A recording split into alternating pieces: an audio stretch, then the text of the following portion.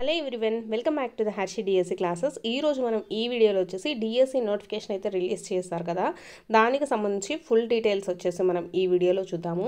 Already టెట్కి సంబంధించినటువంటి notification కూడా release చేశారండి. సో మనకు ఎగ్జామ్స్ ఎప్పుడు ఉంటాయి అంటే మనకు దాదాపు మార్చి 8 నుంచి మనకు ఫిబ్రవరి 8 నుంచి అప్లికేషన్స్ అనేది మనము సబ్మిట్ చేయాల్సి ఉంటుంది.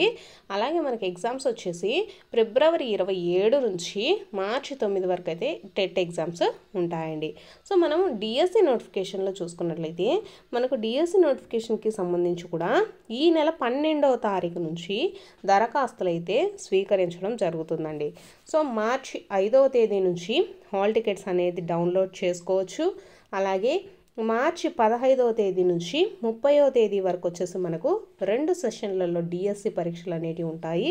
సో మార్చి 31వ తేదీన ప్రాథమిక కీ అనేది విడుదలవుతుంది.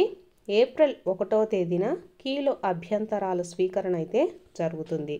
నెక్స్ట్ రోజే ఏంటంటే ఏప్రిల్ 2నే మనకు ఫైనల్ కీ విడుదల చేయడం జరుగుతుంది. ఏప్రిల్ 7వ తేదీన డిఎస్సి ఫలితాలు వెల్లడిస్తామని తెలపడం జరుగుతుందండి.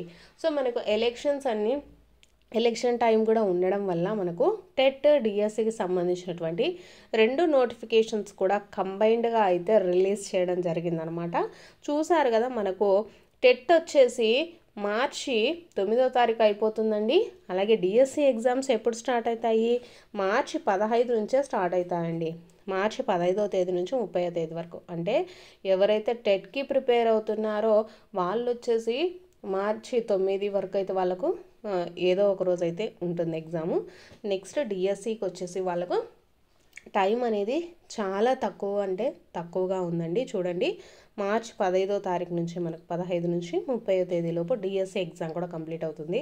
సో రిజల్ట్స్ కూడా మనకు ఏప్రిల్ 7వ తేదీకే మనకు రిజల్ట్స్ కూడా ఇస్తారు అనేసి మనకు అనౌన్స్ అయితే చేయడం జరిగింది.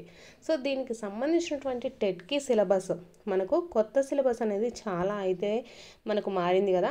సో టెట్కి సంబంధించి అలాగే డిఎస్సికి సంబంధించి మనకు నోటిఫికేషన్ రిలీజ్ అయితే మనకు అఫీషియల్గా చేస్తారండి.